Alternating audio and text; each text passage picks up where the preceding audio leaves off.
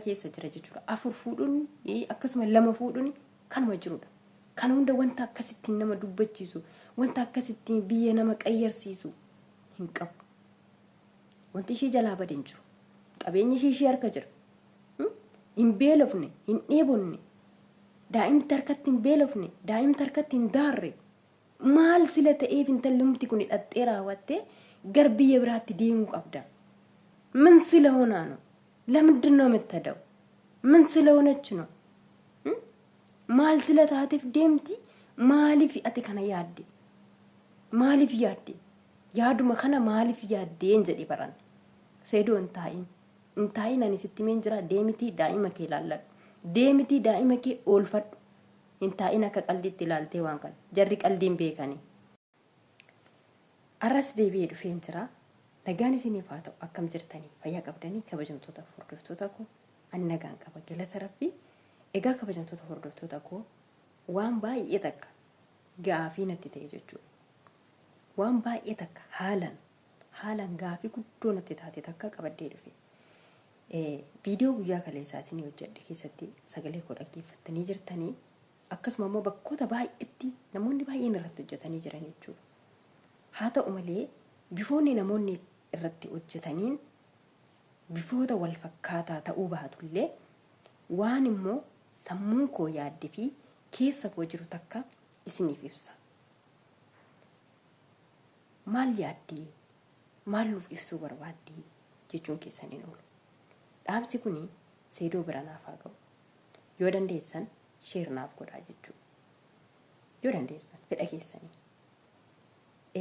Namoonni baay'een keessanii akka waan jarri kun jaalala walii qabaatanii wal jaallatanii wal barbaadanii isin galte wal jaallatanii wal barbaadaniitti kan isin fudhattanii ilaa kanatti wal barbaadaa jiranii osoo nu ta'ee waliin barbaannu osoo nu ta'ee kan jettan hedduun keessanii jirtanii viidiyoo nama muraasa keessanii ilaale akkasitti fudhatina jarri shiraaf deemti.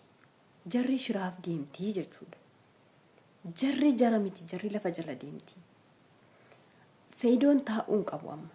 Seedoon dirqama Yamaniin deemuu qaba. Seedoon dirqama Yamaniin deemee ijoollee isaa ilaallatuu qaba.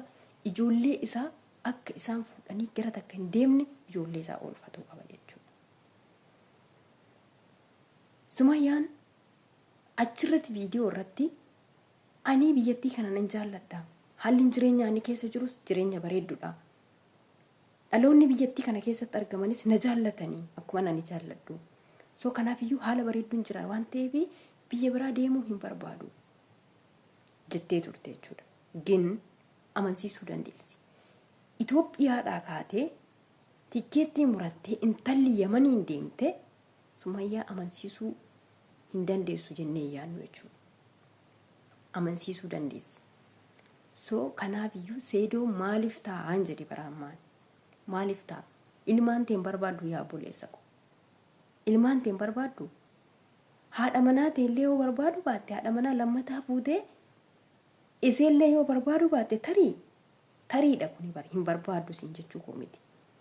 Ilmoo teen barbaaddu ilmoo kee oolfatuun barbaaddu maa teessa maaliif teessaan jedhe bar yoomiif teessa. Bar ilmoo jechuun omaattuu madaalamtu.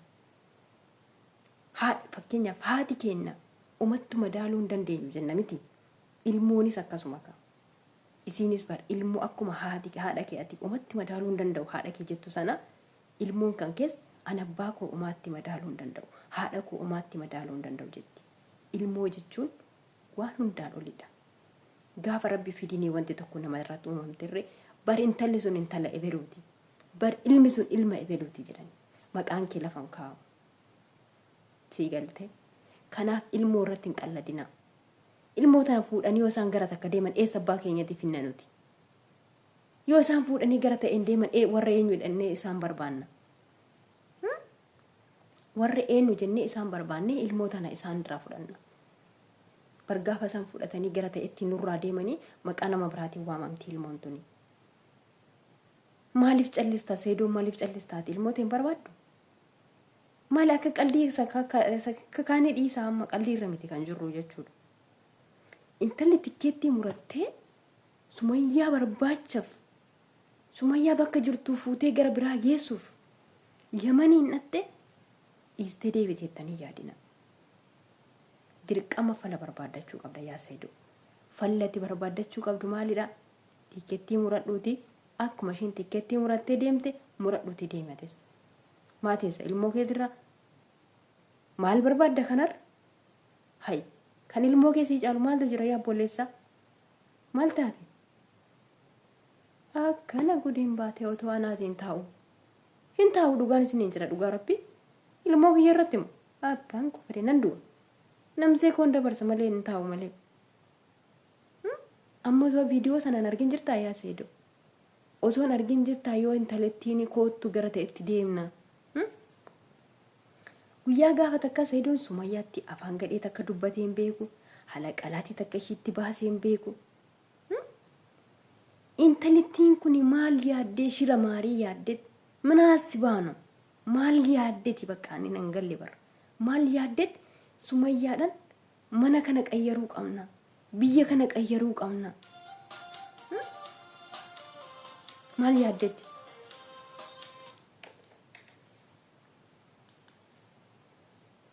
maal yaaddeetiin jedhe bara narratti dawwalanii qo'ame gaas deebi'ee dhufeetiniin jira.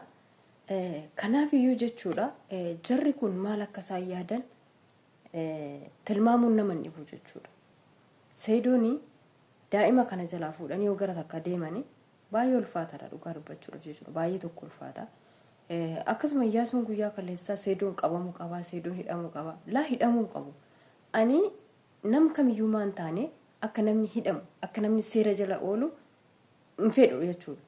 Maaliif nama argitu beeka. Haalli seerichaa akkam akka nama gochaa jiru nama argitu beeka jechuudha. Yeroo kanatti nama kee miti jechuudha. Diina kee mana seeraa haa galu jettee itti yaadin dhugaa dubbachuudhaaf jechuudha. So mana seeraa haa galuu maal haa ta'uu hin danda'amu waan akkasii hin danda'amu jechuudha. Maaliif amma ayyuu soo taate bakka kanatti lubbuudhaan ni jirti. Lubbuudhaan ni jirti. Akkana gadi baatee hin dubbanne malee akka namoonni baay'een haasa'anitti akkasuma guyyaa dhingaddaa viidiyoo wayii mana hiriyaatti yaatti argee dhaqee ishillee gaafadhee sagalee maatii isii akkas wantoota baay'ee kaa jira ture. Garuu ani amma sagalee sana gadi baasii namni naan jettanii jirtani. Sagalee sana yoo dhugaa ta'e sagalee sana fidii sagalee sana baasii naan jettanii turtani. Ani sagalee sana baasuun natti hin ulfaatu nan baasa jechuudha. Sagalicha waraabuu nan danda'a. Garuu micayyoo sanaaf immoo haal gaarii miti jechuudha. Maaliif har'aani bakka kanatti of mul'isuudhaaf of agarsiisuudhaaf yookiin immoo wanta tokkoof jedhee raawwadhee sagalee sana misxiraan ishiitti ergame anis immoo misxira hin baasu jedhee kakadheetiniin jechuudha. Kanaan irraa fuudhee sagalicha hin baasu jedheetiniin jechuudha. Irrumatti dubbachuu kanaayyuu ani irratti hin dubbadha jedheenii miti. Sababni isaa isheen iyyuu baastee dubbatteetti waan ta'eef ani maafan hin dubbanne kanan jedhuun dhugaadhuma dhugoomsuu fi dhuma takka akkuma isheen dhugaa dubbattu takka jechuudhaaf jedhee sana dhufee irratti dubbadhe jechuudha. Malee sagalee sana gaafan ani baasee micayyoo sanarra maaltu ga'a? Micayyoo sanarra maaltu ga'a? Hin beektani mana isiitti dhaggeeffattanii sagalee sana waa hundumaa hin beektani jechuudha warri miidiyaa irra jirtan kuni. So gaafan ani sagalee nama sanaatii fi sagalee micayyoo sanaa baasee maaltu uumama? Maaltu ta'a? Even Saayidoon hin dhiisu jechuudha micayyoo sana. Saayidoon humti hin dhiisu dhugaa dubbachuudhaaf. Maaliifini haala akkamittiin jara kanarra gahuu dandeesse? Akkamittiin isaan arguu dandeesse? Saayidoo miti wabiin hin dhiisu. Iyyaasuun iyyuu dhugaa dubbachuudhaaf yoo ta'e jechuudha. Micayyittii kana akka waan isii surmayyuu hariiroo keessaa qabduuti kan fakkeessu jechuudha. Sababa kanaafin sagalee sana baasuu dhiise malee waan biraatiif miti jechuudha. Yoo dhugaa ta'e dhuguma baasikaa kan jettan namoonni jirtanii argeen jira koomentii keessanii. So kanadha jechuudha. Har'a kanaaf osoo hin taane kanan dhufe waa'ee dhimma Saayidoo intalittii guyyaa kaleessaa mana Sumayyaa dhattee Sumayyaadhaan bakka jijjiirratuu qabda jetteeniiti jechuudha. So wanti suni wanta baay'ee gadeedha. Wanta jedhamuu hin qabne, wanta yaadamuu hin qabne, wanta immoo Saayidoon akka qallaalitti ilaalee raawwatee ofirratti taa'u miti jechuudha wanti kun. Akka qallaalitti ilaalee ofirratti taa'u miti jechuudha. Deemee daa'ima isaa ilaallatuu qaba. Deemee daa'ima isaa akka isaan fuudhanii gara takka hin deemne daa'ima isaa eeggatuu qaba jechuudha seedoon. Akkuma guyyaa kaleessaa isiniin jedhee haala shariyaa keessa jira jechuudha. 4 fuudhuun akkasuma 2 fuudhuun kanuma jirudha.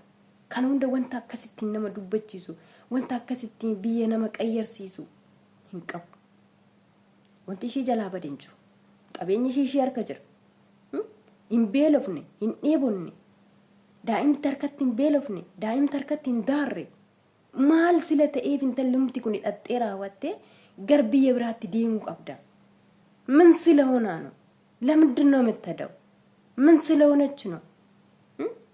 ማል ስለታተፍ ደምቲ ማሊፍ አቲ ከነ ያዲ ማሊፍ ያዲ ያዱማ ከነ ማሊፍ ያዲ እንጀዲ በራን ሰይዶ እንታይን አኒ ስትሜን ጅራ ደምቲ ዳኢማ ከላላ ደምቲ ዳኢማ ከ ኦልፈድ እንታይና ከቀልዲት ላልቴ ዋንከን ጀሪ ቀልዲን ቤከኒ